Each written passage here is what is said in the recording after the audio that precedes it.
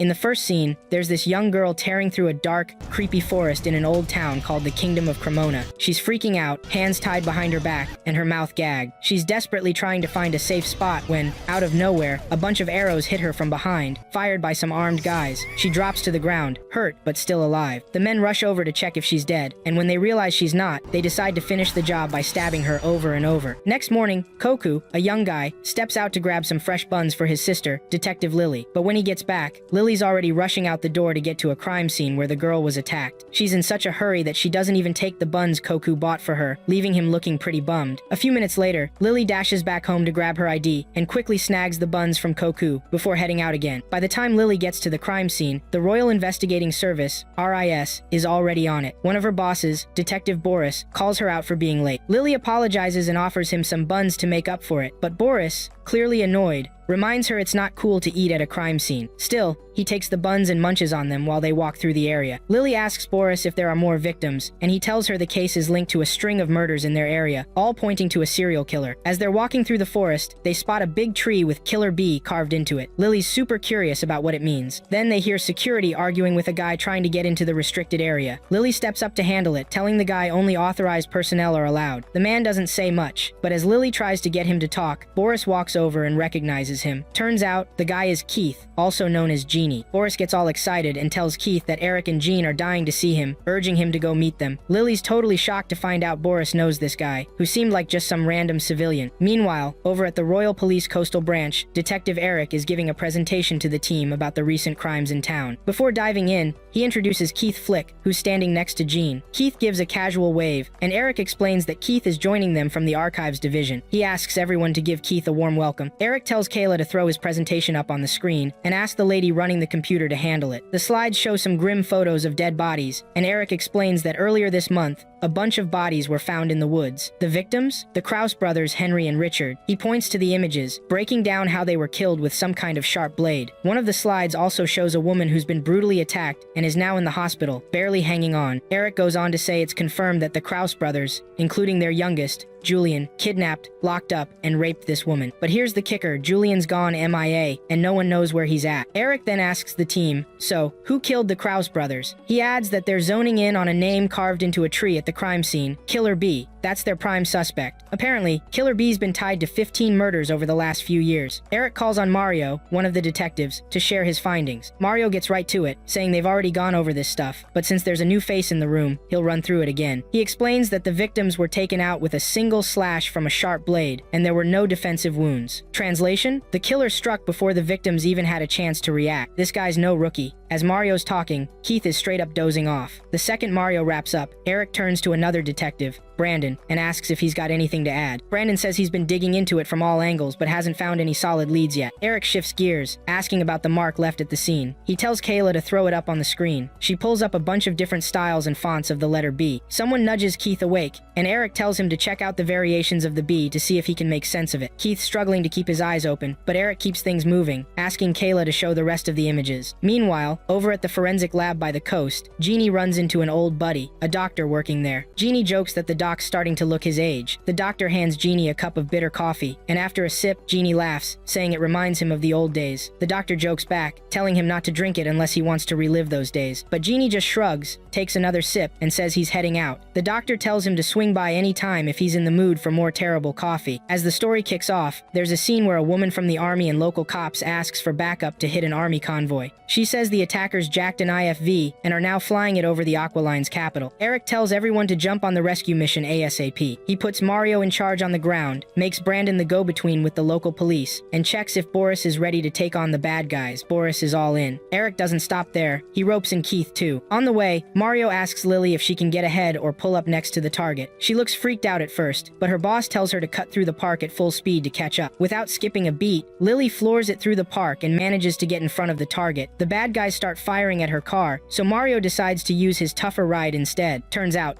the guy driving the stolen IFV is Julian, a wanted criminal. The chase and shootout heat up, and Julian hits an auto-accelerator button, making the IFV zoom off and disappear. Meanwhile, Keith is straight up snoozing in the middle of all this. The Alpha team loses the target and calls Eric, who's tracking the IFV with Kyla until they lose the signal too. Eric starts wondering where the IFV vanished to, and Kayla says she'll crank up the satellite sensitivity to find it. Keith's now awake and says boosting the satellite won't help. He doubts they'll find it. Eric asks Kyla to show him the footage of the IFV entering a tunnel. She pulls it up, and Eric watches it on repeat until he figures out the IFV is some kind of hybrid model that hasn't been made public yet. That's why it can disappear from thermal scans. It also has a push to limit feature. While they're brainstorming, Keith remembers reading about something like this before. Keith starts scribbling a bunch of trigonometric formulas and shapes on a board. Kayla's confused and wonders what he's trying to figure out. Jean explains it looks like a variation and separation method, but Kayla's not convinced. Jean tells her to chill and trust Keith. He's known the guy for over 20 years. Keith dives deeper into the math and starts wondering if this whole thing is a robbery or just a diversion. Keith steps up to the monitor and starts scribbling on it. Kayla tries to remind him that the monitor costs a fortune, but he doesn't care and keeps going. Meanwhile, Eric stays quiet, just watching the whole thing. Out of nowhere, Keith points to something on the screen and asks Eric if he remembers the Oris Heavy Industry grounds and what's underneath it. Eric nods and says it's the old Alpine Metro line, which connects to the Trans-Island Railway. Eric gets on the comms and tells the Alpha team to head to the abandoned metro station. Then, he orders the Beta team to check out the Museum of Fight. He also tells Kayla to alert the military and have them keep an eye on the skies. Over on the tracks, the train cops try to get a response from train 645. A few seconds later, Julian shoots the signal transmitter inside the train. Not long after, Keith gets a heads up from the railway police about a runaway freight train on the National Rail Loop Line 2. They ask if they should redirect Alpha, but Keith tells them to let it be since the army's already on it. Eric mentions the IFV is handling it, and Keith says whoever's messing with the freight train will be exposed when it's all said and done. Julian climbs on top of the train and spots the Black-Winged King. He wonders if this is the guy he's been searching for, but before he can get closer, Quinn sneaks up and stabs him in the back, tossing him off the train. Quinn tells the Black-Winged King he's been sent to deliver an invitation. Lohengrin, the Black-Winged King, says humans like Quinn are fair game to kill and deserve it. Quinn decides to send the invite his own way. Meanwhile, Minatsky and his crew are waiting for Quinn, but when he doesn't show up, Minatsky tells them to switch to Plan B, ignore Quinn, no matter what happens to him. Quinn goes head-to-head with Lohengrin and realizes this guy really is the Black-Winged King. He tries to take him down, but Lohengrin is way too strong. He finishes Quinn off with some crazy firepower and flies off. As things play out, Keith starts questioning if he's been looking at this whole situation wrong since the rescue mission flopped. Eric thanks the Alpha and Beta teams as they wrap up and signals to Lily that the case is closed. Lily looks bummed because she already knows the train derailed, and the IFV got ditched in the mountains. Lohengrin decides he'll keep killing until someone stops him. Minatsky claims he's found him, and Keith, fired up with determination, vows to track him down. The story kicks off with Ian Reyes, a big-shot researcher at Premio Pharmacia, tied to a chair in some locked-up room by a bunch of guys he used to work with. He's freaking out, begging them to let him go, but they're like, "Nah, man. For our plan to work, you gotta go." Ian pleads, asking to be part of their scheme instead of being killed, but they shut him down. Without wasting a second, they release some toxic gas into the room. Ian chokes and dies. One of the guys whips out his phone, snaps a pic, and says, "Phase 1, science class, done." Another dude chimes in, "Next up, morals class." And they all start cracking up like it's some inside joke. Meanwhile, at a craftsman's shop, there's this young dude playing the violin for the craftsman and his son. The craftsman's watching, and he's like, "Dang, you're so good at this. You should have been a violinist instead of working in my shop. You're better than most pros out there." The violin guy just smiles and tells the craftsman's son, "I'm fixing things that'll last another 300 years. Best job ever. Even when I'm gone, a part of me will live on through my work." The craftsman's all proud, thinking his son's finally getting what it means to be a craftsman. Then he throws some shade at his daughter for ditching the family trade to become a detective. Over at the RIS, some crime unit, Bran is reading up on this shadowy group called Market Makers. He's telling Kayla about how they're into all kinds of shady stuff, like crimes and wars, and how their members have skull tattoos on their right hands. Kayla's not really into it though. Mario walks in, sees them chatting, and tells Bran to get his butt over to the crime scene. At the scene Assemblyman Ed Kyle's house, they find bloodstains, dead bodies, the works. While they're combing through the place, Keith strolls in undercover, looking like just another civilian. Lily's about to question him, but then realizes, oh, it's just Keith. Then she spots this big B painted on the wall. Keith moves in for a closer look. Mario mentions that the murdered assemblyman was always in hot water over scandals and shady corporate donations, guessing that might have made him a target. Jeannie uses some high-tech gadget to scan the B and says it's not connected to Killer B, even though it looks just like their signature. Everyone's like, wait, what? Eric presses him, asking why he thinks it's not Killer B. While they're hashing it out, an RIS security guard comes in and pulls Eric aside, saying there's something he's gotta see. They follow him to another room and find Ian Reyes' dead body. They rush it to the RIS lab to figure out what went down. The lab doc checks him out and tells Keith the guy died from some gnarly poison gasa mix of nerve gas and blistering agent. He says the killer must have whipped up some Frankenstein gas that's not even on the books. Keith asks if there's a cure, but the doc shakes his head, saying no antidote exists yet. He's reached out to the Army Institute of Medicine for help, but who knows when they'll come through. Genie decides to peace out. The doc asks if he's still chasing leads and if he's found anything useful. Genie just says, "Still don't have the full picture, but I've got a clue that'll get me closer to the killer." And with that, he's gone. Eric spills the tea to the whole RIS crew that the murdered assemblyman got an invite to a charity party from the mayor. Then he drops a bombshell there, was a box left next to the body, and when they checked it out, they found a crazy lethal poison gas. This stuff is no joke. It could wipe out a ton of people. Everyone's floored, wondering where the killer got their hands on such deadly gas. Keela digs into it and finds out the victim was a top researcher at Premia Pharmacia who went MIA 6 months ago. Turns out, the victim actually made the gas himself, and the team figures the killer offed him once he was no longer useful. Eric tells Detective Jonathan to check out the victim's connections, and asks Kayla to see if the materials to make the gas were stolen or missing. Meanwhile, he sends Mario and the others to the party location to come up with a security plan. At the charity ball, there's a spread of food that's so good it almost distracts Lily, but Mario quickly reminds her she can't chow down while they're on duty. Among the crowd, there's a stunning woman rocking a fancy, pricey Japanese outfit. Meanwhile, Kayla and Eric are in a high-tech control room, watching the crowd through advanced computer programs that track how people move. If someone moves weirdly against the flow, they get flagged as suspicious. All the RIS agents have earpieces that keep them connected to Kayla in the control room. She tests their comms, and everyone checks in, but when she asks Keith and Boris about their area, Keith is too busy checking out a woman in a short dress to pay attention. He's so distracted, he gets hit by a car and ends up in a pool. Boris tells Kyla everything's chill except for Keith, of course. Eric checks in with the team to make sure their zones are clear, and everyone gives the all clear. But in Area 27, some random guy who's not with RIS chimes in, saying everything's fine. This dude is actually handling the poisonous gas explosion. Eric tells the team to keep searching for the gas. Back in the control room, Kayla spots a sketchy dude hanging around Area 12, heading toward the mayor with a knife. She immediately alerts the team. Just as the guy is about to stab the mayor, Mario swoops in and stops him. After taking the guy down, Mario tells him it's game over, and that there's no poisonous gas at the venue. But then the suspect calls out to someone named Blue, who's in a room full of computers, and tells him to drop the birdcage. Suddenly, the whole place goes dark, and the doors lock. Panic breaks out as everyone freaks about being trapped. Mario demands to know what's going on, and the guy smugly says his team has total control of the venue, ain't no one's getting out. Kyla confirms that they're locked in. The guy then drops another bomb. The whole place is rigged with enough gas to take out the entire city. He says the gas will go off at 9:00 sharp unless the mayor is killed. Oh, and by the way, that's exactly how Ian Reyes met his end. Everyone's freaking out because they're trapped in the assemblyman's house, locked in by some shady dude and his crew. Detective Mario tries to calm everyone down, telling them to chill and hang tight since the royal police are already on it. But that doesn't really help, people are still panicking. Even Mario looks stressed, not sure how to handle the mess. Lily's convinced the RIS team can't fix this, but Detective Eric steps in, promising it's all gonna be fine. Meanwhile, the bad guy starts laughing like a maniac, saying he's cool with dying because he'll go down in history as a famous terrorist. Kayla's busting her brain trying to crack the problem. She's knee-deep in coding, trying to untangle the mess that caused all this. While she's digging through the system, she realizes the bad guy's a wannabe techie who just slapped together a bunch of stolen code. Kayla starts taking over the system, and as she gains control, Blue, the bad guy's tech dude, starts losing his grip. Blue scrambles to get back in, but it's too late. Kayla's already got the upper hand. Kamui, one of the criminals, decides Blue's useless and chops his head off, saying if Blue can't spot danger, he's better off dead. Kayla finally takes full control of the system and notices the counterattacks have stopped. She's confused why they suddenly quit. Back in the control room, Eric's losing his cool. He tells Jean to patch him through to the hazmat team. All of a sudden, things start looking up. The lights come back on, and the locked gates open. Eric gets a call from Kayla and tells Jean to put it on speaker. He lets Kayla know Jean, Abbott, and Brody are with him, and asks if she's okay with the whole group listening. Kayla says she's got the building systems back online. Eric tells her to focus on tracking the poison gas, but Kayla explains that while she was attacking the system, the bad guy kept countering then. Out of nowhere, he just stopped. Eric starts thinking it might be a setup. At exactly 9:00, gas starts leaking into the building, and people begin dropping like flies. Eric tries to contact his detectives inside, but no one answers. He quickly tells Kayla to mess with the airflow and redirect the gas to an empty spot in the building. Meanwhile, Keith is speeding down the road with Boris, who's freaking out in the passenger seat. Eric calls Boris and asks if Keith's with him. Boris says they're driving north on Route 8.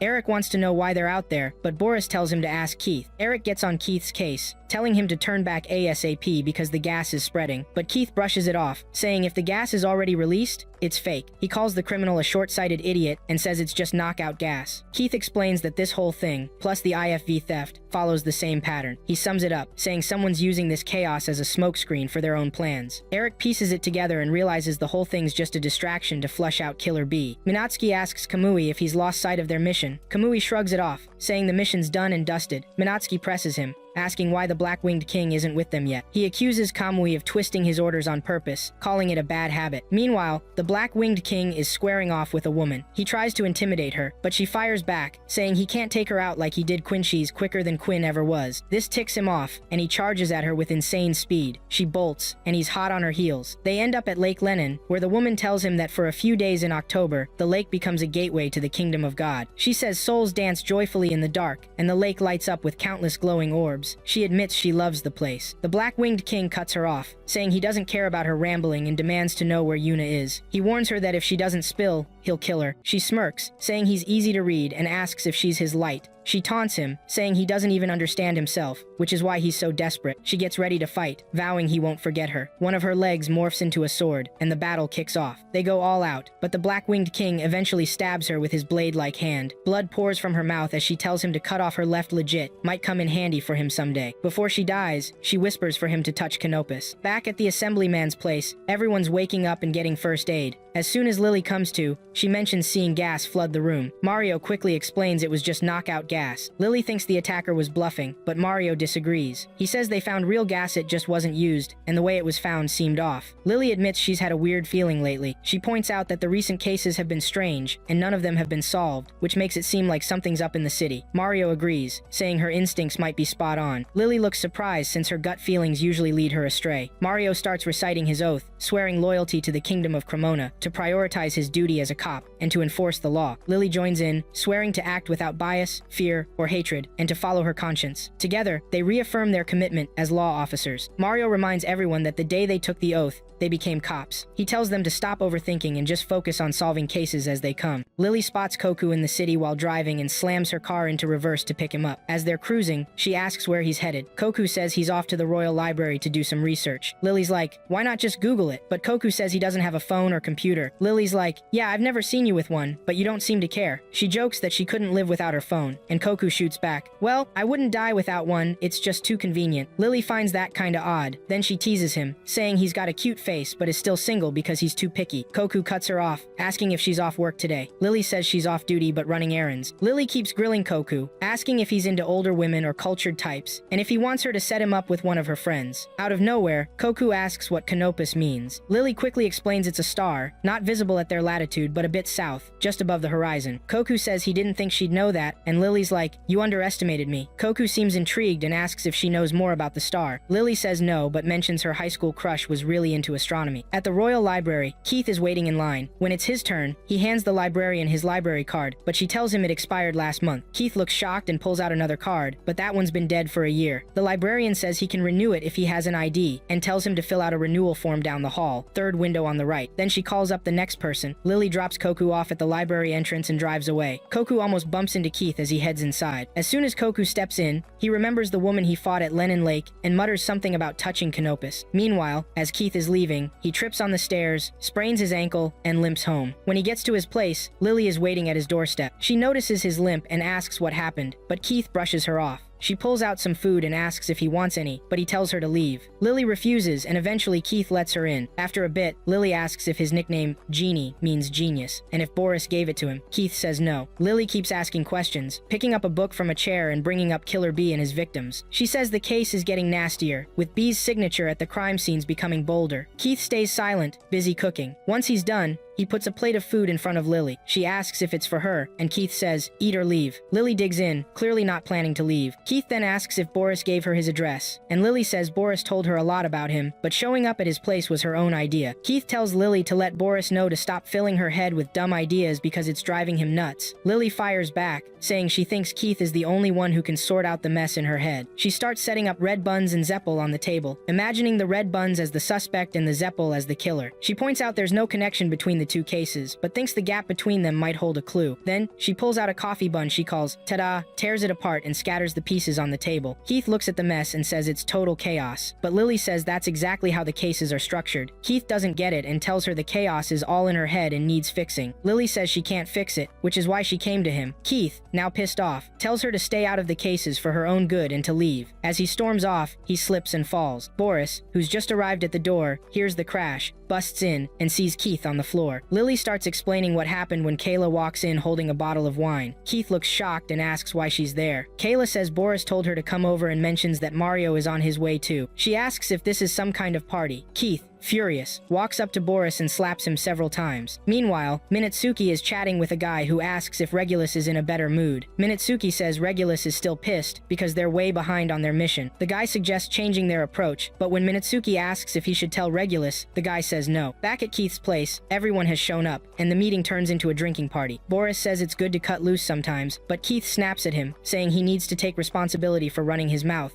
Boris calls Lily a weird girl, saying he can't tell if she's a genius or an idiot. He also asks Keith if Lily reminds him of his ex because they both have brown eyes, but Keith says she's nothing like her. At the RIS office, Bran is alone in the computer room, digging into secret files. Suddenly, Jonathan walks in and asks if Bran needs help. Bran quickly says no and leaves the room. On his way out, he calls Boris, who tells him to come to Keith's place and to bring snacks and beer. But before Bran can get there, he gets attacked in the elevator. The RIS crew starts checking out the elevator where Bran got jumped. Mario is super pissed and gets into it with one of the RIS guys, complaining about how one of their own got attacked, and now they're being told to sit tight. The guy tells Mario that, yeah, it sucks, but orders are orders, and they've got to follow them. Boris rolls up and asks what's going on. The guy quickly tells Boris that Eric ordered them to stand down. Then, in a low voice, he mentions that all the security footage was wiped. Boris looks shocked, but the guy reminds him they've been told not to act recklessly. Mario's fuming, thinking they're not being trusted. Bran gets rushed to the hospital for emergency surgery. Lily and Keith are pacing near the operating room, waiting for an update. The doctor finally shows up and says Bran seems stable but still needs close monitoring. Keith asks if Bran had any defensive wounds, but the doctor says Noit looks like someone caught him off guard. The doctor asks Keith if he's with Riss, then hands him a wristwatch Bran gave him before passing out. Eric calls Lily to check in, and she says Bran might have some lingering pain on cold days. Eric tells her he'll send people to keep watch so the team can get back to their other cases. He also tells Lily to keep Bran's condition on the down low because there's a chance he could be targeted again. Later, as Keith and Lily are walking through the city, Lily notices Keith's been acting weird since the hospital. Suddenly, Keith stops and says he needs to hit the market. Lily jokes about him wanting to shop, but Keith says he just needs to use the bathroom. She calls him out, saying he's lying, but Keith dares her to follow him if she doesn't believe him. Meanwhile, Kayla's working on her computer when Keith calls.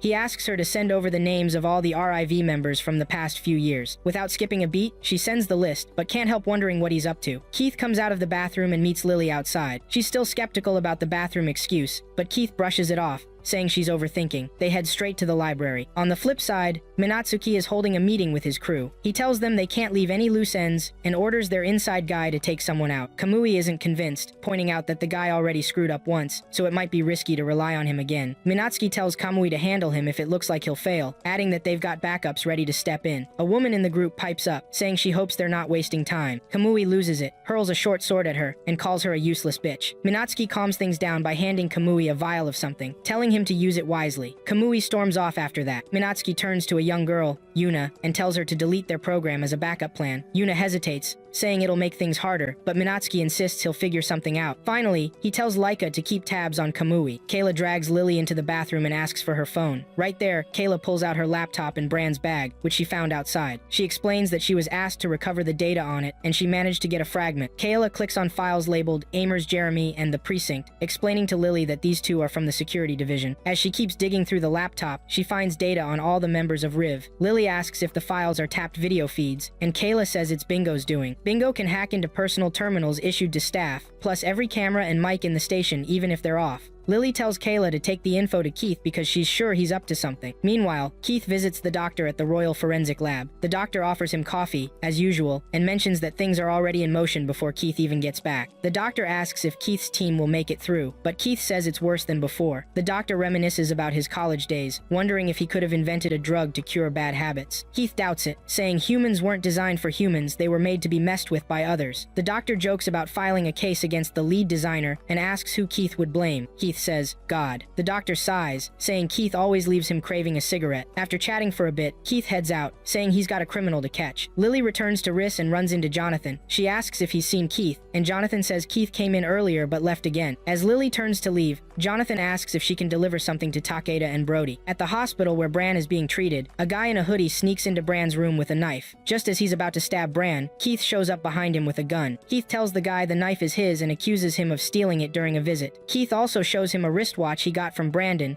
saying it was meant for him for a reason. The watch is a vintage French model, hacked, with its knob removed. The hands read 10, 8, and the GMT bezel shows 18. Converting the hands into letters spells J, H, and R. Jean Henry Richard. The guy pulls back his hoodie, revealing himself as Gene. Gene asks Keith how long he's known. Keith says he first suspected him 8 years ago, right after a case involving a multi-camera program. Gene says he's shocked. Keith pretended to be his friend. He vows not to forgive or stop, promising to kill everyone close to Keith, just like he did before. Then, Gene stabs himself with the knife. Lily arrives at the hospital and finds the security guards dead, covered in blood. She rushes to Bran's room and is shocked to find Gene lying in a pool of blood. She calls the Riss team, but despite struggling to survive, Gene eventually dies. Koku, the black-winged king, runs into Keith. Keith's like, "Yo, are your wings stashed inside you or what?" Koku doesn't waste time and says he found Keith because someone told him to touch Canopus, some ancient star. Keith shrugs it off, saying it's just a coincidence since he's been hunting down some murderous little punk. Out of nowhere, Koku asks about Yuna, his girl. While they're chatting, Keith's busy making coffee. Then Keith asks if Yuna is the IIIE's been apart from his whole life, his number 13. He wonders if Yuna's noticed all the signs he's been leaving for her, but from the looks of it, she hasn't. Koku gets a little heated and says he only takes out people who deserve it. Keith finishes making the coffee and offers some to Koku, but Koku turns it down. Keith's like, "Man, I guess you don't have any grown-ups around to tell you to quit acting so full of yourself." Koku's like, "Do you know anything?" Keith doesn't say much, but admits he knows what the marks mean. He explains that the B-looking marks aren't B. They're actually the number 13 in Arabic numerals, and the Roman numeral 8IIE is only used on clocks. Keith says 13 is Koku, and IIIE is Yuna. He goes on to say that the code can only be recognized by Koku and Yuna, and that Killer Bee's been taking out murderers as a way to let Yuna know he's still alive. Koku's patience snaps, and he yells, demanding to know where Yuna is. Keith stays chill, and says he knows Koku came to him for answers. He adds that he's got some questions for Koku too, but Koku's not here for Gameshi, just wants to know where Yuna is. Keith asks if he's familiar with Heian-ji, a Buddhist temple with an oriental vibe, and tells him to meet there tomorrow at 10 a.m. He promises to spill everything Koku needs to know. Koku's like, "Why not now?" But Keith insists, saying there's something he's got to show him at the temple. Meanwhile, over at the Royal Police storage warehouse, Mario and Boris are digging around for something. Mario asks what the place is, and Boris explains it's the Archives Division, where Keith worked solo for 8 years. The place is a total mess, and it's obvious no one's been here in ages. Mario asks why Keith got stuck there alone, and Boris says it's because Keith kidnapped dead Kyle, a murderer, straight out of his hospital room and tortured him without permission. Over at Riss, Kayla's on her computer when Eric walks in. She asks him how things are going. Eric says they've started the paperwork for an arrest warrant, which means they'll be going after Keith too. Eric asks where Lily is, and Kayla says she's in the building. Lily heads over to the Royal Forensic Lab to see the doctor. He mentions how Jean's death is such a waste, and Lily agrees. The doctor asks if she's there to ask about Keith Flick in connection to Jean's death. Kayla says Keith's a suspect for now. She adds that Boris mentioned he and Keith go way back as old friends. The doc tells Lily that he and Keith go way back to their boarding school days, and that they've always been stuck with each other. Lily asks if the doc thinks Keith had anything to do with Jean's death, but instead of answering, the doc flips the question back on her. She says no, she doesn't think Keith did it. Then Lily grabs her notebook and asks the doc to spill everything he knows about Keith Flick. The doc says Keith is a super boring guy, so predictable that he can't even lie on the spot. Lily gets a little thrown off, wondering if the doc means the whole thing wasn't planned, so Keith couldn't have done it. The doc explains that if Keith seems suspicious, it's probably because he's too careful to do something so reckless. He adds that, for some reason, Keith has a way of drawing in kind-hearted people like Lily, even though he's not exactly Mr. Charming. Lily figures she's got enough info and heads for the door, but before she leaves, the doc throws in a cryptic comment about how she might actually be like Keith in some way. Meanwhile, Koku meets up with Keith at the Heian-ji. Keith looks happy to see him and chucks a drink can at him from a distance, which Koku catches like it's no big deal. Keith seems ready to dive into the story, but Koku tells him to start with the part about Yuna. Keith says as long as he's alive, Yuna's alive too. Then he launches into this wild tale. Back in the late 1000,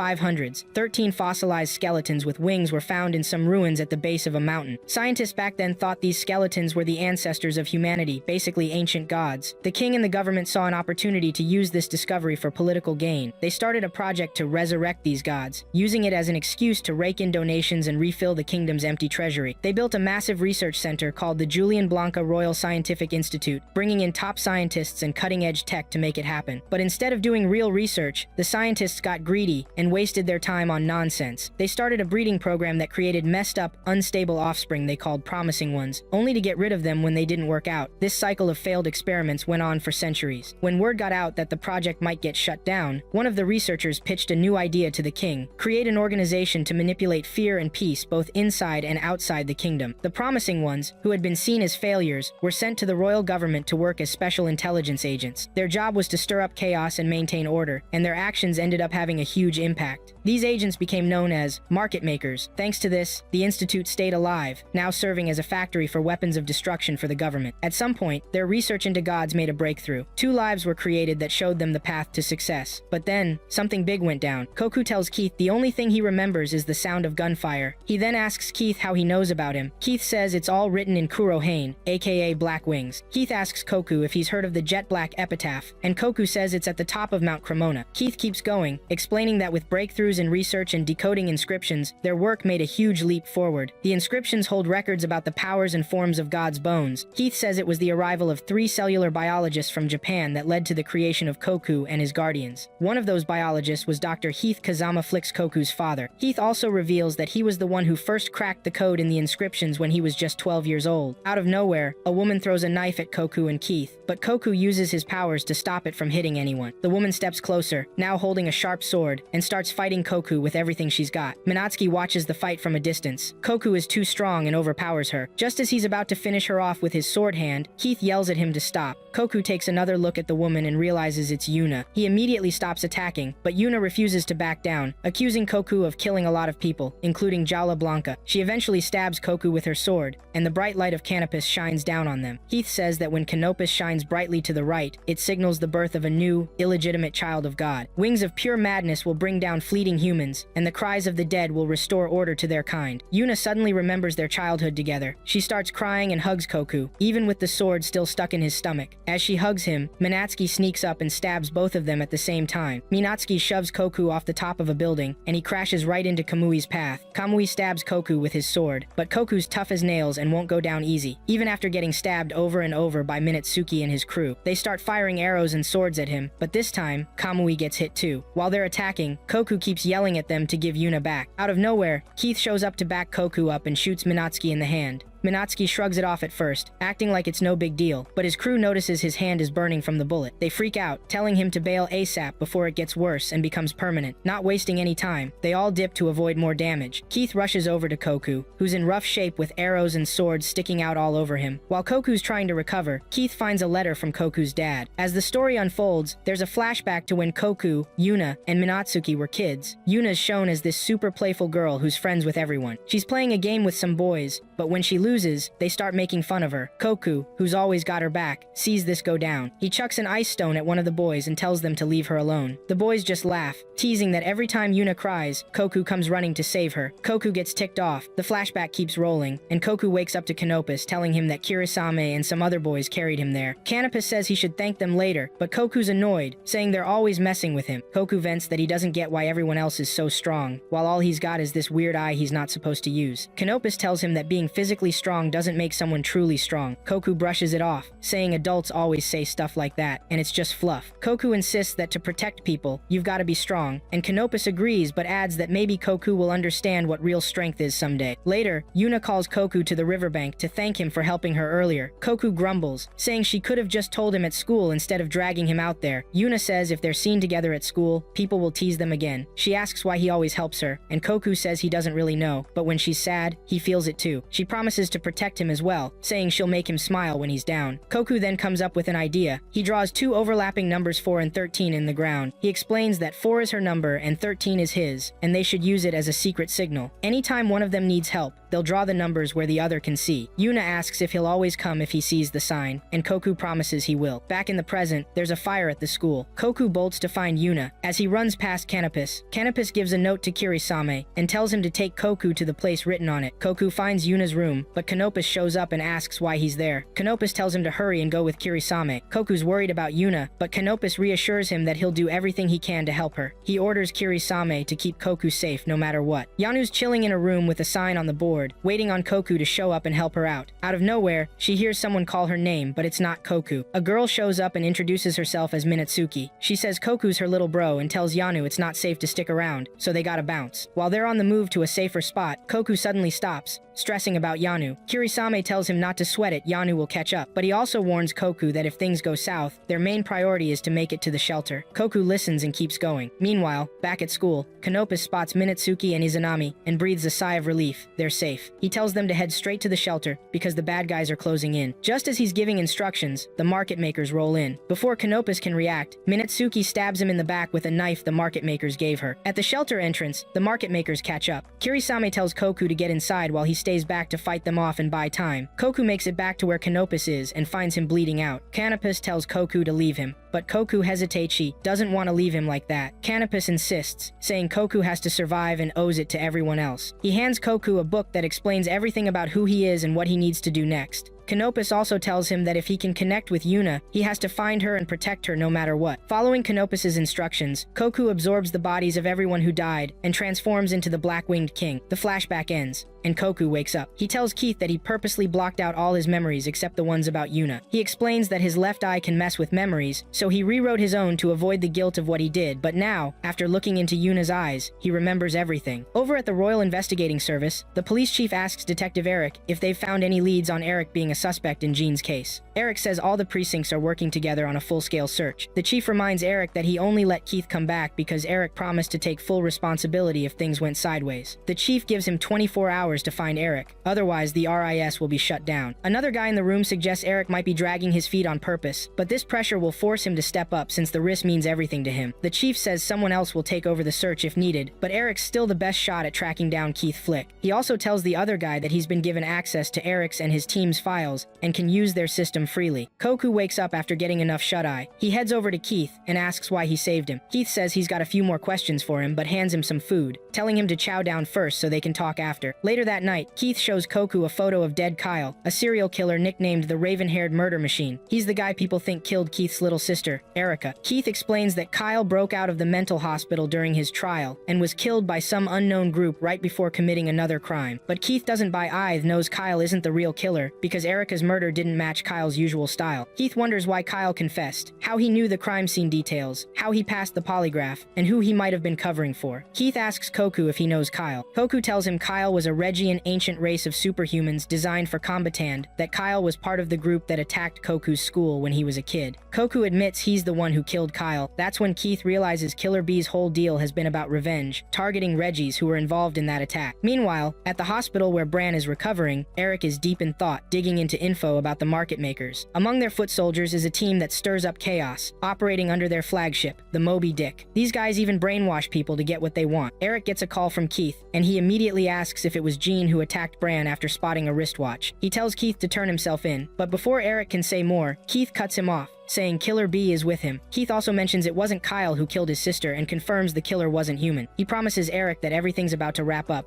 and he's close to getting the answers he's been chasing. Eric accuses Keith of losing it and letting the end justify the means. He begs Keith to come back so they can figure things out together, but Keith hangs up and chucks his phone into a river. At Keith's house, which is now under investigation by the RIs, Kayla invites Boris over. Boris finds her copying some formulas Keith had scribbled on the ceiling in pink. The formulas reveal the face of a young girl. Kayla asks Boris if there's a connection between the girl and Keith. After hesitating for a bit, Boris finally tells her the girl is Keith's sister, who was murdered 8 years ago during winter. As things unfold, Keith asks Koku if the Reggies need the gold solution to be reused. Koku explains it's used to tweak their testosterone and dopamine levels. He says there are different types of the solution but doesn't know much about them. Keith then asks why the Reggies are discarded. Koku explains that once Reggies hit around 20, they lose control of their powers and can't think straight, so they're dumped into society when they no longer meet certain standards. Koku goes on to say there are different classes of Reggies, with Kyle being a grade C. The country is crawling with Reggies, and the only way to stop them is to take them out. As the investigation keeps rolling at Riss, Lily walks up to Eric for a chat. Right off the bat, Eric says if it's about the case, he'll answer. Lily tells him she's not cool with how things are going. Eric, swamped with work, tells her to come back later, but Lily stands her ground. This ticks Eric off, and he snaps, ordering her to hand over her badge and leave. She's suspended. Annoyed, Lily storms out. Boris spots her leaving and immediately calls Eric, saying it's risky for her to leave because she could get caught in the middle of something dangerous. Eric brushes it off, saying Lily's a pro. He adds that Lily and Keith are cut from the same cloth, sharp, determined, and curious, which is why he brought her on board despite everyone's doubts. Eric also says if Lily doesn't want to be found, she'll make sure to find whoever she's after. They start tracking her movements. Meanwhile, Koku asks Keith how long he's planning to keep wandering around. Keith says, until I'm back to full strength. Koku points to Keith's sword hand, and Keith replies, looks like I'm ready to fight. Koku calls him out, saying he must have had another reason for saving him, and demands an answer, holding his sword hand to Keith's face. Keith opens up, saying he's been secretly digging into two guys for ages. That's why he's back in the field to see things for himself. He spent forever chasing leads, but every time he gets close, fake clues pop up and mess with the trail. He says one of the guys he's after is tied to people like Koku. Koku cuts him off, saying he and Yuna aren't Reggies. Keith changes the subject, saying he's starving and needs food. On the way, Keith asks Koku if the Yuna he fought is the same Yuna he remembers. Koku says she wasn't at first. Keith explains that one of the two men Manone has the power to control and manipulate people. He compares this to Koku's ability to block memories. Koku asks if Keith thinks he and this guy, Minetsuki, are connected. Keith says the guy who killed Koku's dad took Yuna and keeps trying to catch him is probably Man 1. Koku reminds Keith they haven't talked about Man 2 yet. Keith says Man 2 doesn't concern him, but Koku insists. Koku asks if Man 2 is the one who killed his sister. Keith explains that Man 2 is human, unlike Man 1. Koku looks shocked, wondering why Man 1 isn't human. Koku then promises to team up with Keith to take down Man 1 and avenge Dr. Keith's death, but he needs to know where Yuna is. Later, Lily tracks down Koku and asks what he's doing with Keith. Keith lies, saying they're brothers who just found out about their connection. Lily turns to Koku, asking if it's true, and Koku nervously agrees. Keith adds that their time together is only temporary. Lily points out they don't look alike, so Keith doubles down, saying they're half-brothers. Lily doesn't buy it and accuses Keith of playing dumb. She then tells Keith she found a portrait formula of his sister on his ceiling. Before they can finish talking, a woman working for Minetsuki starts shooting at the building they're in. Bullets keep flying, and even Lily's car ends up in flames. This sets Koku off, and he transforms into his black-winged form. His left hand turns into a sword, his magic eyes activate, and he's ready to fight. Lily is stunned. It's her first time seeing Koku like this. Keith promises to explain everything to her if they make it out alive. Keith is back at the RIS and gets dragged straight into the interrogation room. Inside, he tells Eric he can't believe he used Lily as bait to catch him. Eric fires back, asking why Keith turned himself in, and then jumps right into the facts. Eric figures once the market maker gets involved, trying to explain things is a waste of time. Keith says the person running the market maker enjoys killing his sister and messing with him. He's been abusing his power as the head of market maker to pull off a series of murders for his own gain, and Keith thinks the country needs to face the truth. Eric's skeptical, saying the market maker is supposed to be a tight ship. Keith shoots back, saying no one's noticed how insanity has spread inside an organization that thrives on chaos. If Keith's right, Eric thinks there's just one person spreading the madness. Eric presses Keith, asking why he hasn't acted if he knows who's behind it. Keith says he doesn't have solid proof, but he's noticed the suspect has been sticking to the exact same routine for 8 years without slipping up. He adds the killer has impulse control issues, and it's not just him, it's all his accomplices too. Eric agrees, pointing out the killer must be someone close to them. He then asks Keith how they're supposed to get the proof. Keith says he can't do it alone, which annoys Eric, who feels like it's taken Keith forever to figure that out. Eric starts ranting but quickly snaps out of it, apologizing for how he's been acting.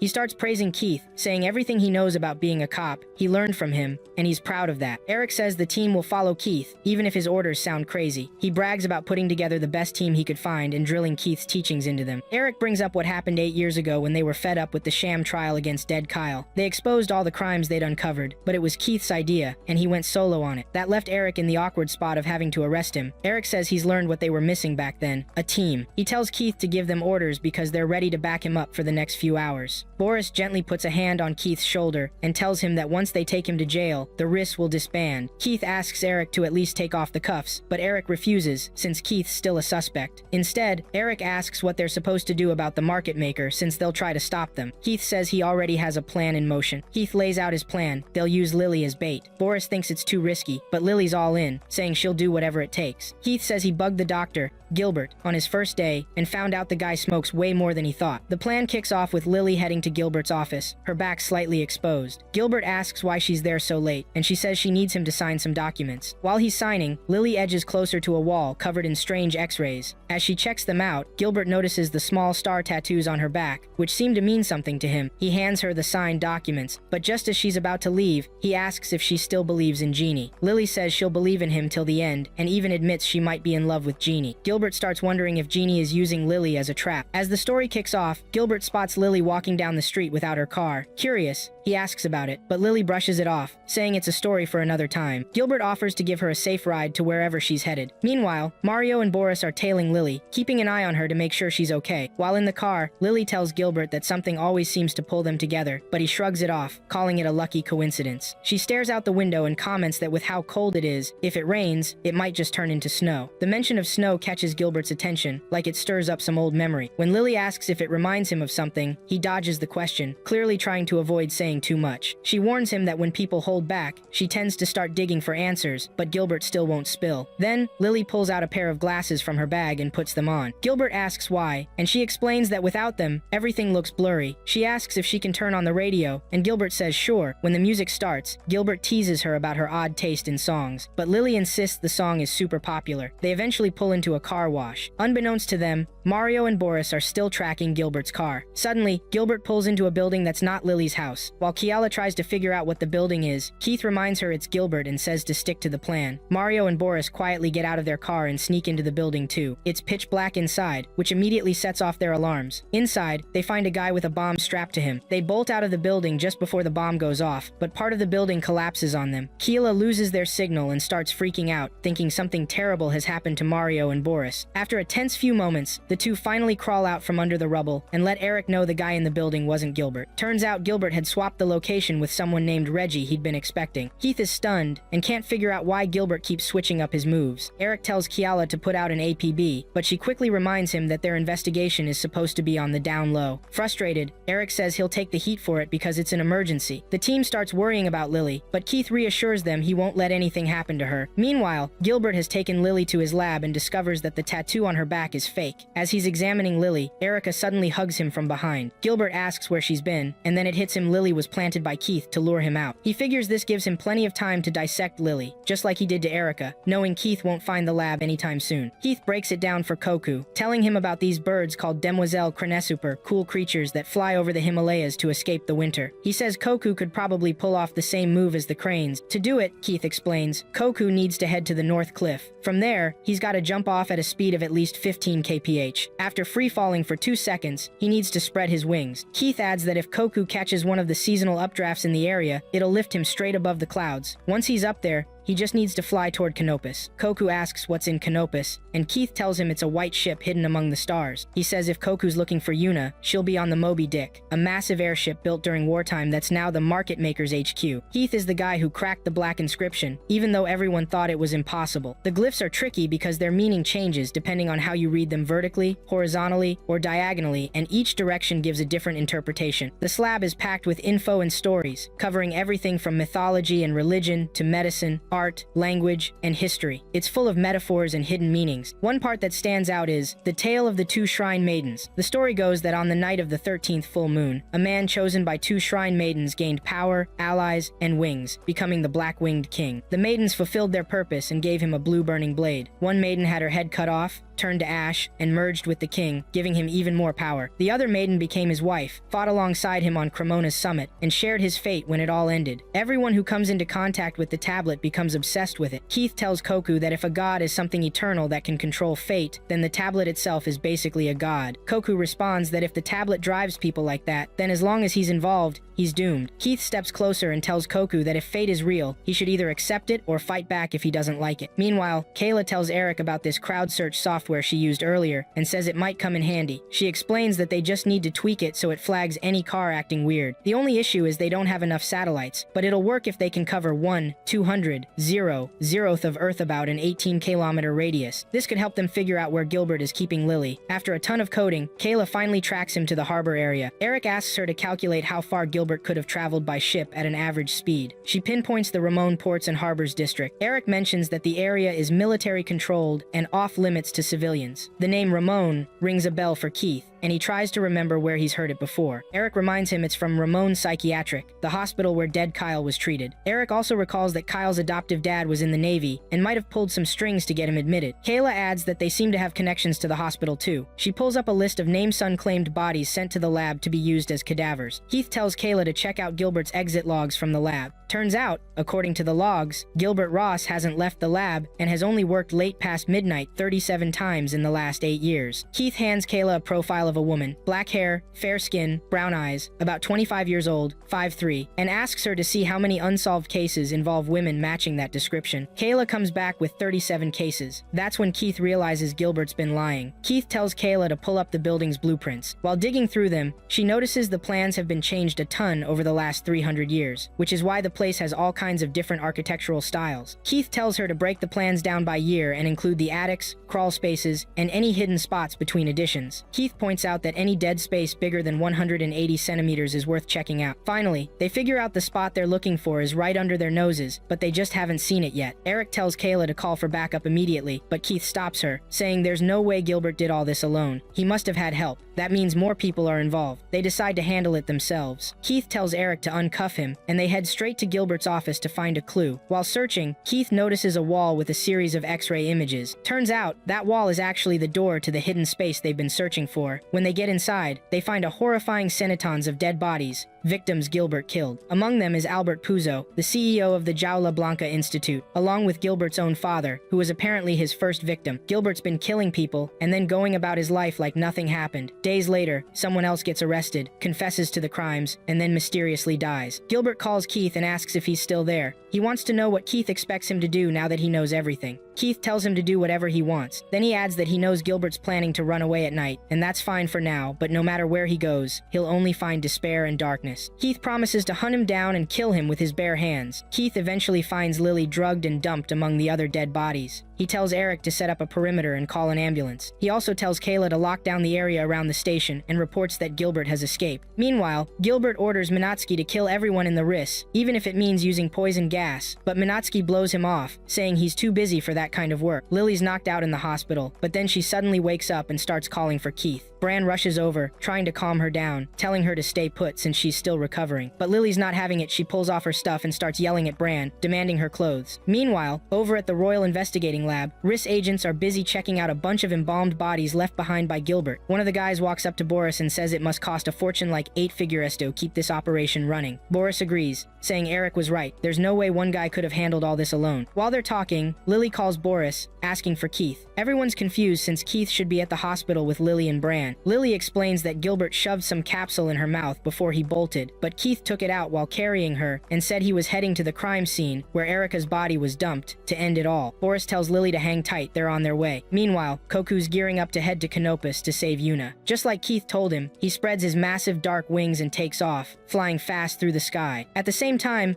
Minatsky is choking Yuna, trying to kill her, but an alarm goes off, warning him that Koku's on his way. He drops Yuna and gets hyped. He's ready to fight Koku and claim his spot as the ultimate being. When Koku arrives, the place lights up with this silver glow. Minatsky doesn't waste a second and charges at Koku with his shiny sword, moving super fast. Koku's ready, though he blocks with his hand, which has turned into a sword. The fight's insane. Both of them are crazy skilled and powerful. Things heat up, and Minatsuki's sword snaps. Koku pauses and offers him a quick death if he spills where Yuna is. But Minatsky acts like he doesn't even know who Yuna is. Koku uses his magic eye and figures out that Minatsky is actually Reggie, Gilbert's phantom. After an intense battle, Minatsuki finally goes down. Laika swoops in and escapes with Yuna. As things unfold, Keith calls Gilbert. Gilbert's acting smug, saying he's worried Keith won't figure it out. He reminds Keith how they used to use ciphers to pass notes, and tells him to hurry up and meet him. They keep talking while Keith gets closer. Keith asks who ordered the attacks, saying there's no way Gilbert could have done it alone. That's when Gilbert spills Jaula Blanca's big project was creating living weapons called the Reggies. The king and the military didn't care about resurrecting gods. They didn't even want it to succeed. Gilbert admits he planned and led the attack himself, even letting Minatsky kill Dr. Kazama. Keith pushes further, asking why Minatsky's right eye didn't control Gilbert. Gilbert laughs it off, explaining the whole thing about Minatsuki's eye was just a dumb lie he made people believe. Eventually, Keith reaches the Jaula Blanca facility and comes face to face with Gilbert. Keith, after a bunch of back and forths, finally asks Gilbert how many lives he's planning to mess with before he's satisfied. Gilbert breaks it down, saying his urge to kill is no different than his urge to study, it's just who he is. Neither of them can control themselves, which he says is just how their kind rolls. Then Gilbert drops the bomb. They're both part of the same cursed bloodline. Meanwhile, Koku keeps searching for Laika and Yuna. Over at Jet Black, Laika's got Yuna tied up to a building. While they wait for Koku to show up, Laika starts spilling his guts. He tells Yuna that back when they were kids, he was always shut out, only able to hear her voice through a window. He'd sit there imagining what everyone was like until Izanami came along and laid it all out for him. Izanami told him he was made just to be a part of Koku. His face was meant to be carved up as he grew and eventually tossed aside like a stray dog. That's why his existence isn't even in the inscription, he's just a ghost. The first time he saw Koku's eyes, he promised himself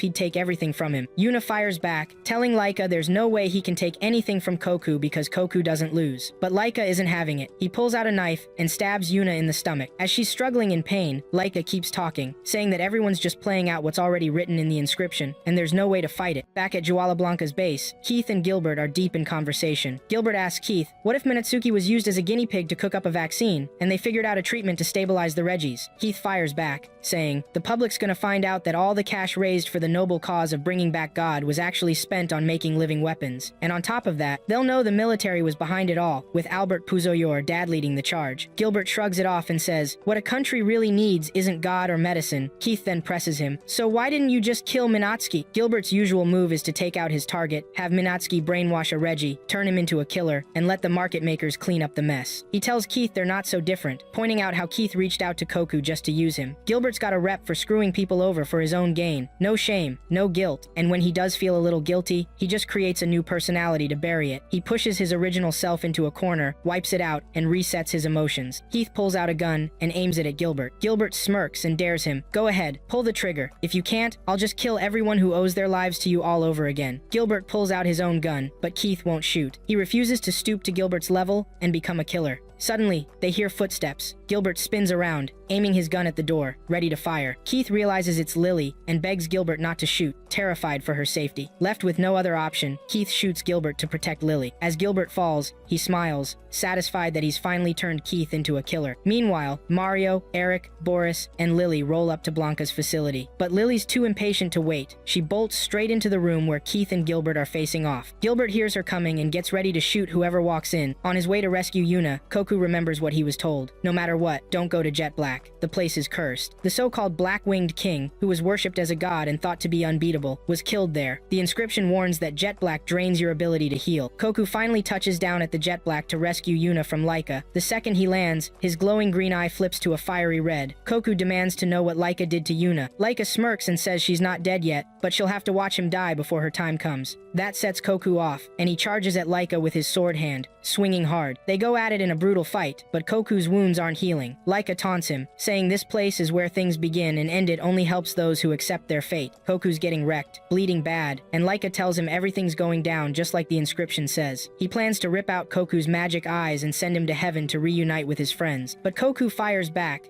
saying his friends aren't dead. Dr. Kazama trusted him with their future, and they're alive inside him. Even though he's beat up, Koku refuses to quit. Laika slices off Koku's sword hand, but then bam, Izume's sword pops out of Koku's left leg. Koku grabs it, and with one clean strike, chops off Laika's head, ending him for good. Fast forward 3 months, and Boris, Mario, and Kayla are wondering if Keith's ever coming back. Kayla says Lily already went to get him, so it'll all work out. Mario's worried about Lily, and Kayla teases him, saying if he's so concerned, he should go himself. She even calls him a prematurely balding macho man, which ticks him off, and he storms out. Kayla turns to Boris and mentions how chaotic things were before, but now it's been quiet for 3 months. Still, she's got a gut feeling more trouble's on the way. Over at Keith's place, Lily's there trying to convince him to return to RIS headquarters. Keith agrees, and when they step outside, he notices Lily's got a new ride. On the drive back, Lily brings up Keith's sister, Erica, and Keith explains she was adopted. Then Lily starts talking about Gilbert, saying he had a smile on his face when he died. She's been wondering what that smile meant, was it Satisfaction? Superiority? She thinks it was gratitude, like Gilbert was ready for the madness to end and handed the responsibility of wrapping it all up to Keith as his superior. Keith finally responds, saying no matter what the truth is, Gilbert's the real winner. Lily takes that as Keith admitting defeat, but Keith shrugs it off, saying winning or losing doesn't matter to him or Gilbert. One of them created the puzzle, and the other solved it, that's all there is to it. In the opening scene, this dude Zachary is at a wedding, and the Risk crew is there too, keeping an eye on him. Zachary's a big deal, he helped rebuild the country after the war. As a former MP, he nailed down the Venice Treaty and the EG Alliance. Now retired, he's still tight with the king as a super trusted advisor, even though he doesn't live in the palace. Lily's whining to Boris about why they gotta be there, saying she's not cut out for this kind of gig. Boris shuts her down, reminding her it's just part of the job. As Zachary's about to dip, Mario spots Koku flying in with his massive wings. Mario gets on high alert, sticking close to Zachary. They hop in the car, and Mario tells the driver to floor it. But Koku lands right then and starts wrecking the security team like it's nothing. After taking down Mario in a fight, Koku grabs Zachary and flies off with him. Later, Koku's walking Yuna to school. He asks her how school's going, and she says it's fun. She flips the question, asking if he likes his repair job, and he's like,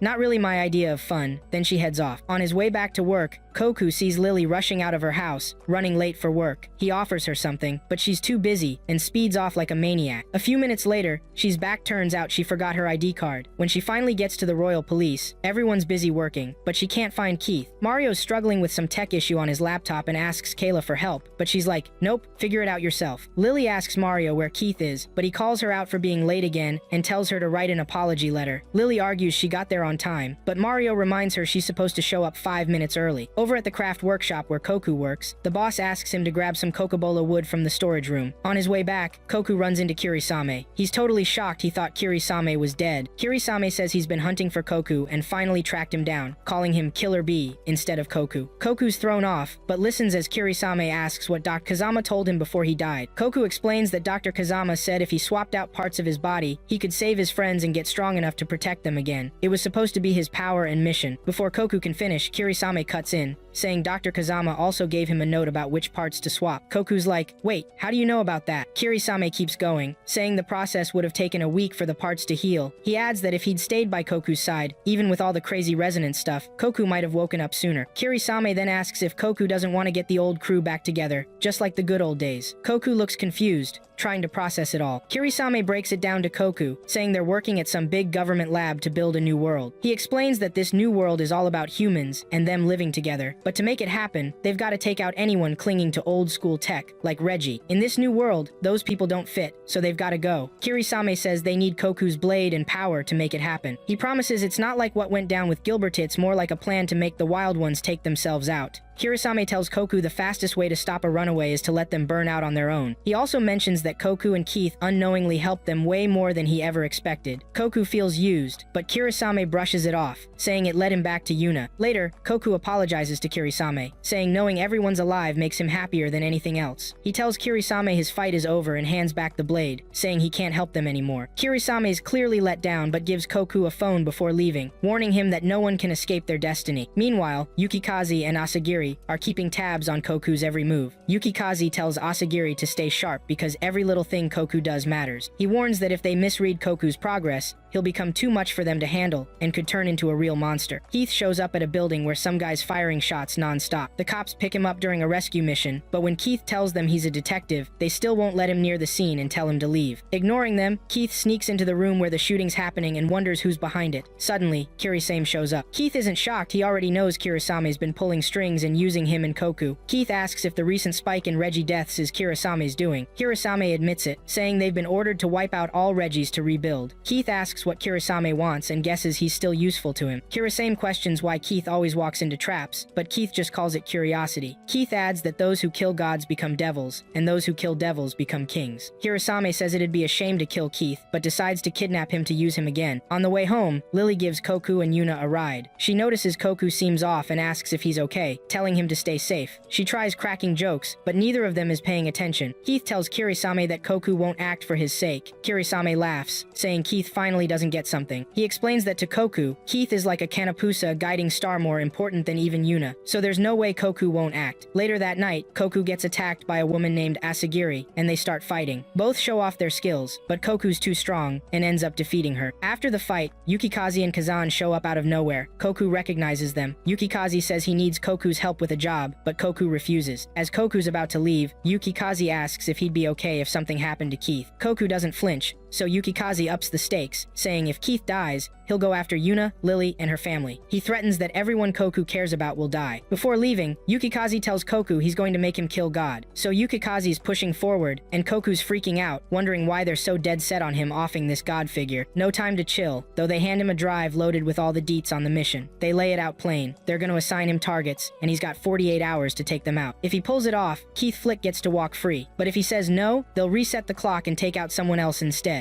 No pressure, right? Koku's all kinds of stressed and doesn't know what to do next. Out of nowhere, Yukikaze chucks a freshly severed head at him. Yep, a whole head. Yukikaze's like, you won't get it until you've spilled some blood yourself. Yukikaze and his crew think Koku's too soft, too weak to handle the job. Meanwhile, the king's rolling through town with his convoy, and the streets are packed with people holding up signs, demanding answers and an end to these sketchy experiments. The king asks his security team where Zachary is. They tell him they've got zilch no updates, no crime report, no ransom note, nothing. One of the guards points out that the world's catching on to what's going down, and maybe it's time to upgrade their system. The king's not having it though. He reminds them that the country was a wreck before, and it's only standing now thanks to Zachary and Dr. Gilbert Ross. He says any sudden changes could throw everything into chaos, and he needs time to figure out a solution. He admits that Gilbert Ross going rogue and the Reggies being wiped out are facts he can't deny. He also says the fear the Reggies created helped keep the royal palace in power. His security guy thinks that's a convenient take, but warns that sticking to it could backfire and put the nation in a tough spot. The king tells him to make this vision a reality during his reign since it's not too far off. Just then, the security guy gets a call Zachary's body's been found. He wastes no time letting the king know. At the crime scene, Zachary's body is front and center, and there's a live news broadcast going down. The reporter says Killer B, who's been laying low for a while, left their signature mark at the scene. People are freaking out, scared that the serial murders might be kicking off again. The reporter also mentions an unconfirmed witness who claimed the victim was attacked by some kind of monster with wings. Oh, and they've uploaded a pic of the body online. Over at the Royal Investigating Service, the team's losing it because those crime scene photos are already all over the news. Eric tells Kayla and Bran to dig into how the media got their hands on the info. Then he tells Lily to get on finding Keith. At the Royal Palace, the king is getting dressed up because he's planning to step out and meet the public. His security team warns him it's a bad idea since there's a killer on the loose. The king, staying cool, says he's always ready to face death whenever he's out in public. He adds that he'll live and rule proudly, just like his dad did before he passed. Meanwhile, Koku climbs a building and checks out the phone Kirisame gave him. He spots pictures of Keith and Yuna on it. After a bit, Koku spreads his black wings and takes off, flying straight to the royal palace. Once there, he's way too fast and strong for the palace guards to handle. He starts taking them down one by one while the king and his crew are out in public paying their respects to Zachary. Suddenly, they get an alert about an intruder at the palace. The king's personal security insists they need to get him to safety, but the king wants to head back to the palace. His team warns him it's too dangerous and begs him to stay safe. Just as they're about to leave, a bomb goes off and everyone's on edge, trying to figure out what's going on. The security team surrounds the king and hustles him to safety. On the way, they run into Koku and start firing at him, but he's so fast they can't land a single shot. Then, out of nowhere, Koku vanishes, leaving the guards confused. One by one, they start dropping, unable to even see who's taking them out because Koku's moving at lightning speed. Koku eventually shows up right in front of the king and his security, telling the king to come with him. He says there's a situation that needs sorting out and that he'll keep the king safe if he cooperates. The king isn't buying it, accusing Koku of killing Zachary. Koku denies it, saying he wasn't the one who did it. The king's personal security sighs, mentioning that Kirisame was right and that Koku doesn't seem ready to join their side. The king, looking confused, asks his security what's going on. The guard explains that the plan is already underway, and they're out of time, so things have to move forward fast. A few minutes later, Asagiri shows up and tries to attack the king, but Koku, keeping his word, steps in to protect him and starts fighting her. The fight gets intense, with both of them flying around until they run into Yukikaze and his crew. Now outnumbered and outmatched, Koku can't handle them all and barely manages to escape. Afterward, the king's personal security, who's also working with Kirisame, calls him up and says he'll have to handle things himself herself because Koku doesn't seem ready to fully commit to their side. Lily starts digging into the case of the guy who lost it and ended his own life. She steps into the crime scene, checking things out like a pro. She spots 2 bullet holes in the wall and studies how the blood splattered. Then, she notices some faint, messy footprints and figures out someone else was there when it all went down. Suddenly, she feels someone behind her, freaks out, and pulls her gun, ready to defend herself. Turns out, it's just Koku. Over at the royal palace, Eric tells Boris they need a special permit to do an autopsy on the royal family, but it's a no-go. Boris says their job is to stay put and stick to their lane in the palace. Boris asks Bran if he's heard from Lily or if there's been any scheduled check-ins. Bran says nope. Boris reminds him that RCC reporting, communication, and consultaciones the standard they follow. After leaving the crime scene, Lily asks Koku if there's a chance Kirisame kidnapped Keith. Koku says yeah, it's possible. Lily thinks Keith let himself get kidnapped because he saw it coming and still went there anyway. She doesn't know why he'd do that though. Lily tells Koku that Keith was probably chasing some kind of answer, found it, and went off to confirm it, even if it meant risking getting snatched. She's annoyed that Keith always tells her dumb stuff, like when he's got stomach issues, but never shares anything important. She says Keith is smart but acts like an immature, annoying 5th grader. Koku tries to calm her down, but she's not having it. After her rant, Koku jokes that her insults are pretty creative. Lily and Koku hit up an RIS store and start sorting through some books for their investigation. While they're at it, Lily stumbles across a childhood photo of Koku and thinks it's adorable. She also finds pictures of Yuna and Kirisame. When she sees Kirisame's photo, she starts wondering what his deal is. She thinks he's just making a big scene for no reason. She even says if he wants to kill the king, he should just get it over with. She's not sure if Kirisame is trying to drag her and Keith into his mess. Koku doesn't think Kirisame's goal is to kill the king, but instead to push someone else into doing it. As they're about to dip, they spot someone in the distance and wonder who it could be. Turns out, it's Asagiri pulling up in a car. She guns it towards them, speeding like crazy. Koku freaks and yells at Lily to floor it, but Asagiri's ride is way faster. She catches up and starts ramming into the back of Lily's car, trying to mess them up. Just when things are looking bad, Bamasagiri's car gets sniped from way off in the distance. The shooter? Izumane. Lily and Koku finally meet Izumane in person. She points out her mismatched shoes, like it's no big deal, and cuts straight to the point. They've got to bounce before they get caught. Lily's all confused, trying to figure out who Izumane even is. But Izumane doesn't waste time. She uses some kind of magic hand thing to open a secret door and tells them to get inside. Inside, they find Yuna, who's hyped to see Koku and Lily made it out okay. Lily's curious about the spot they're in, so she asks. Yuna explains it used to be the market maker's headquarters. Izumane jumps in, saying it's now a safe hideout where they don't have to stress about Kirisame tracking them down. Then Lily spots the king and is totally shook he's alive. The king explains that Izumane saved him and drops a bombshell. He's the one who ordered the raid on Jaula Blanca. Izumane's like, why'd you do that? So the king starts breaking it down. He says their bodies have this crazy ability to reset and regenerate cells instantly. But here's the catch, it only works for people like them. If someone else tries to use their cells, it's game over. The cells turn cancerous in no time. Apparently, this is some built-in safety feature to protect their kind. But there's a loophole, a neutral-bodied cannon who meets certain conditions. If chosen, cannon will transform into a woman and act as a key to cancel out the effect. This would make it possible to transplant their regenerating cells to humans, basically curing almost every disease and making regenerative medicine a game changer. The king keeps going, saying this could lead to a future where the rich can literally buy extra years of life, and semi-immortality becomes a thing. But he warns that this kind of power essentially playing God could lead to insane conflicts over who gets access. Izumane says the king couldn't whip up decent weapons because of some defeated country rule, so instead, he turned to human weapons called Regis. The Regis are bad news, and the cannons? Total overkill. She asks if that's really the king's final call. Then Lily jumps in, basically calling the king out for straight-up murder. The king fires back with some deep, philosophical line about reincarnation, endless cycles, and all that. He admits it's way too late to make up for his screw-ups, but begs for a chance to help them out. After that, he's ready to put his life in their hands. Again, Lily asks where Keith is. Yuna figures he's probably got some ace up his sleeve for emergencies. Koku agrees, but says he hasn't seen any sign of it. After tossing around ideas about where Keith might be, the king brings up the Amo district. He pulls out a map and explains that the area is run by the military, so it's a no-go for regular folks. Lily points out the place is totally empty, like some kind of natural fortress. Izumane butts in and says they don't get Kirisame at all. She explains he's a romantic who plays by his own twisted logic, so you can't deal with him by thinking straight. Lily's all confused, so Yuna breaks it down. Kirisame wants Koku to handle the dirty work and take people out. Izumane says Kirisame is their king, and that he's more obsessed with Jet Black than anyone else. Lily grabs the map and asks about some ancient ruins. The king points to 4 towers built to guard Jet Black's north, south, east, and,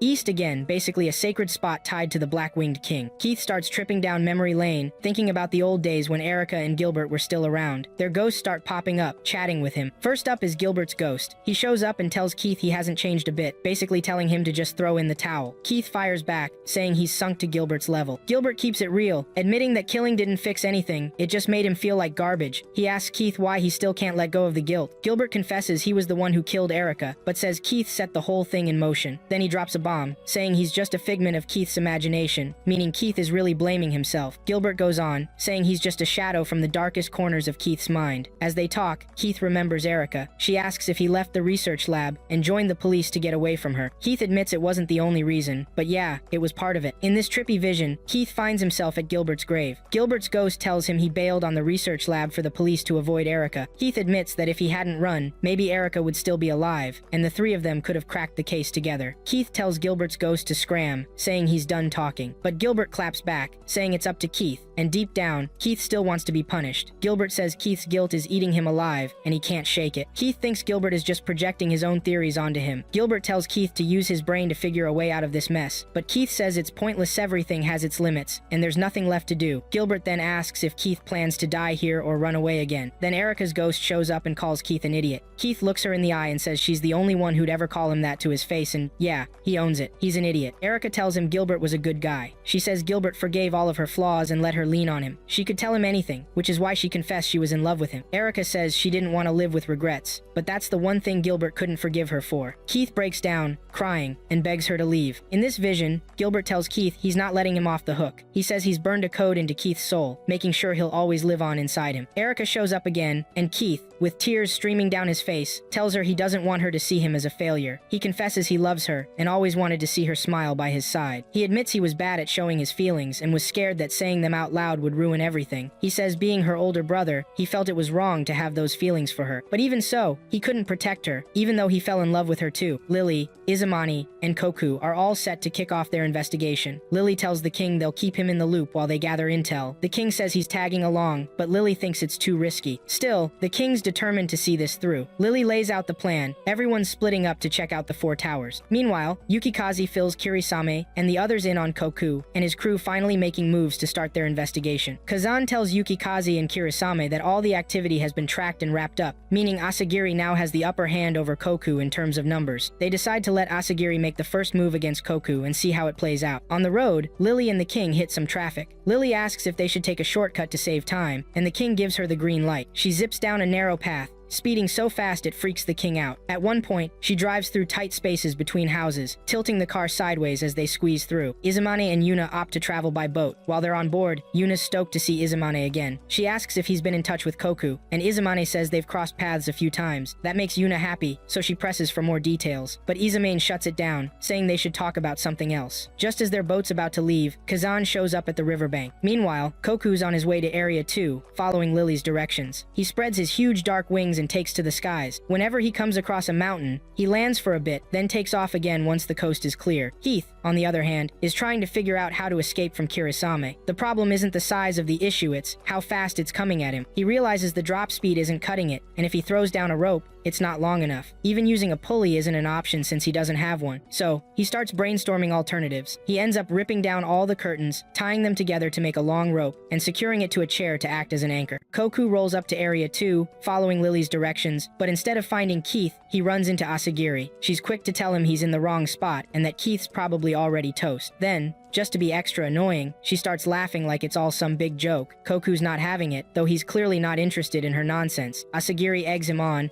saying he might as well throw hands since he came all this way looking for Keith. Koku shuts her down, saying he doesn't have time to mess around with her, but Asagiri's not backing off. She whips out a shiny sword, ready to rumble. Without missing a beat, she launches an attack, but Koku blocks her with his sword hand. He tells her to stay out of his way because he's not looking for a fight. Asagiri pauses for a sec and starts talking about how Kirisame and Yukikaze think Koku's a good guy. She says they look at him with kind eyes, and it grosses her out because she doesn't get it. That's why she's decided she's gonna kill him. She goes at him again, this time going all out. Koku's still not trying to fight her. He's too focused on finding Keith, so he tries to dodge. But Asagiri's relentless. attacking from behind. He blocks her again with his sword hand. She straight up tells him she's gonna kill him, forcing Koku to step up and fight. Their swords clash, and her weapon shatters. But then, out of nowhere, Asagari grows her own sword hand, just like Koku's. She smirks, saying she copied his ability. Turns out, she's been testing him this whole time to figure out his moves. With Yukikaze's help, she managed to mimic his power, making her stronger than him. She adds that this makes Koku useless to Kirisame now. Before Koku can even process all that, Asagiri comes at him again, this time with way more power. Koku struggles to keep up as she slices him up with her new sword hand. He's taking hits but keeps fighting back. Then, out of nowhere, Koku finds a second wind and starts turning the tables. Asagiri's stunned. She can't figure out how he's suddenly stronger than her, even after she copied his abilities. She keeps swinging, but it's no use. She's losing, and it's driving her nuts. Finally, out of pure frustration, she begs Koku to just finish her off. Koku doesn't take the bait. Instead, he tells her to send a message to Kirisame. Stay out of his way, or next time, there'll be no mercy. With that, he turns and leaves without looking back. Back by the river, Kazan finally spots Izumane and Yuna. Without wasting a second, Izumane jumps straight into attack mode, demanding to know what he's after. Kazan smirks and says he's just feeling nostalgic and wants to play like the good old days. Yuna cuts in, saying playing is fine and all, but he's not allowed to just do whatever he wants, like forming a faction. She then asks if he's cool being all by himself. Kazan fires back, saying she hasn't changed a bit since back in the day, and has even gotten prettier. Yuna, clearly annoyed, snaps that he's still the same weakling he always was. That ticks Kazan off, and he starts throwing hands with both of them. He's way too quick and skilled, and they can't keep up. Right in the middle of the fight, Kazan's phone rings. He decides to call it quits, saying he'll finish them off next time, and flies off. As soon as Kazan dips, Izumane tells Yuna the fight was just a distraction, and guesses something else might be going down at the other towers. Without wasting time, they hop on a boat and take off. Meanwhile, Lily is driving when she checks her rearview mirror and spots a car tailing them. She asks the king if he recognizes the car, but he says no. Lily figures whoever's following them isn't there to help, given the situation. She tells the king to hold on tight because she's about to floor it. She shifts gears, and the car takes off like a rocket, but to their shock, the car behind them matches their speed. The chase heats up, and they hit a stoplight. Lily, not about to stop, blows right through it. She makes a risky turn and finally loses the tail. She's hyped about her driving skills, but then she spots a massive truck parked just a few feet ahead. With no other option,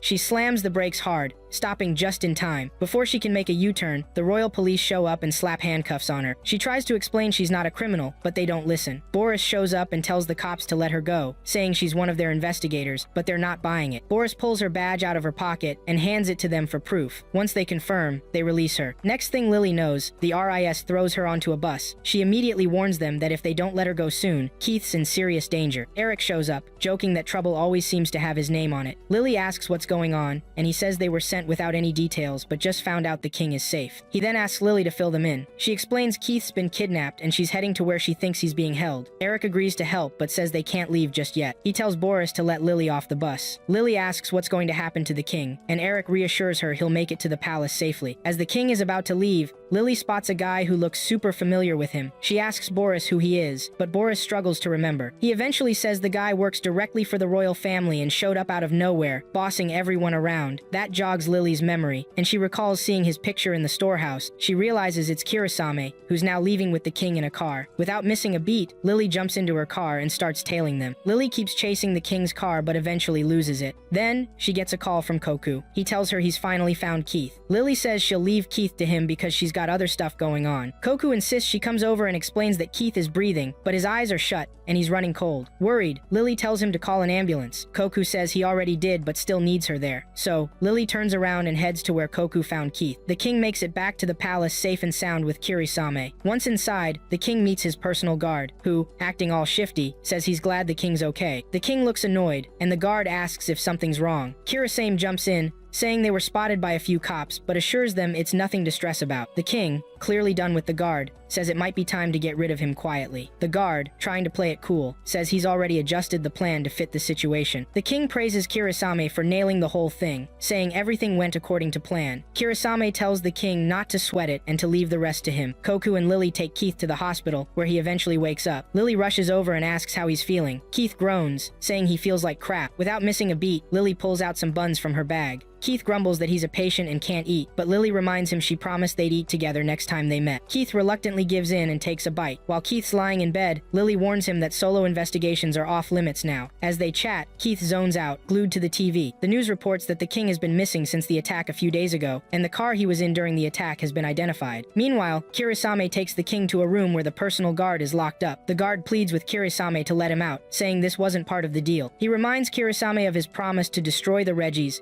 and use the cannons to support his reign. Kirisame coldly tells him it was all a lie. The king chimes in, saying they'll keep using the Reggies as they always have. Furious, the guard snaps back, saying ruling the country through chaos is outdated and it's time for change. The king brushes him off, saying he doesn't get it. He explains that the cannons and Reggies are both necessary and that wiping out one to bring reform is a childish idea. He says even opposing forces can coexist, and a wise king accepts both good and bad. The king tells the guard to relax because he won't kill him, but will make him atone for betraying the crown. Kirisame labels the guard as the mastermind behind the king's assassination attempt using Killer Bee. The guard warns them that if they kill him, the royal family will collapse. The king calls him a fool and says he doesn't have the power to touch him. Back at the hospital, Keith breaks it down to Lily that Kirisame and the king are in cahoots, pulling strings and playing everyone. Lily asks what their next move is, but Keith says there's nothing they can do right now. Lily, looking stressed, tells Keith she's worried Koku and the others might get busted again. She adds that Koku's keeping a low profile to avoid getting caught. Keith points out that they're after Koku, not Killer Bee, but Lily says Koku's got a lot on his plate with the case. She also reminds Keith they need to clear Koku's name for the raid on the royal palace. Meanwhile, Eric tells Bran that Killer Bee is still out there and orders him to stay on it until they bring Killer Bee in. Bran asks Boris why the investigation is still going when the king's safe and Keith's awake. He complains that with all these investigations, there's no time for dating. Boris jokingly tells him to worry about dating only if he's actually found someone. Hila, tailing a guy, says the investigations hit a wall. She mentions that lately, there's been a spike in nasty crimes, and it's not normal. When she finally tracks the guy, she alerts Boris and the crew, and they quietly follow him. The guy catches on that someone's tailing him, but before he can look back, the team ducks out of sight. Bran signals Mario that the guy's heading his way. Mario confirms and says they'll trap him. They box the guy in, but he spots a way out and bolts. The team takes off after him, with Kiala giving updates on his direction. When they finally catch up, the guy's already dead, with a big B symbol scrawled on the wall. The news reports the man's death, saying Killer Bee's signature mark is at the scene. The police haven't made a statement yet, but rumors suggest the victim was in his 30s or 40s. The broadcaster adds that based on the method and the bee left behind, the royal police have declared the crime the work of the infamous Killer Bee. Kirisame approaches Koku, saying he's got something to share. He tells Koku he's figured out his power and confirms Yukikaze's theory. Kirisame explains that Koku's abilities make him a survivor, no matter what comes his way. He adds that Koku isn't meant to beat Asagiri, who's a next-gen model created from Jalablanca's research, with far superior specs. Kirisame goes on, saying Koku's body cells adapt instantly to any environment and evolve on their own, making him unpredictable and impossible to measure. This means even if Koku fights someone stronger, he'll adapt quickly and come out on top. Kirisame acknowledges Koku as their true king and urges him to join them because they need him. Koku responds by saying they're going to fight their way up and finish everything. Disappointed, Kirisame decides to fight Koku instead. They clash, using their sword-like hands to attack each other. During the fight, Kirisame tells Koku there's still so much he doesn't know.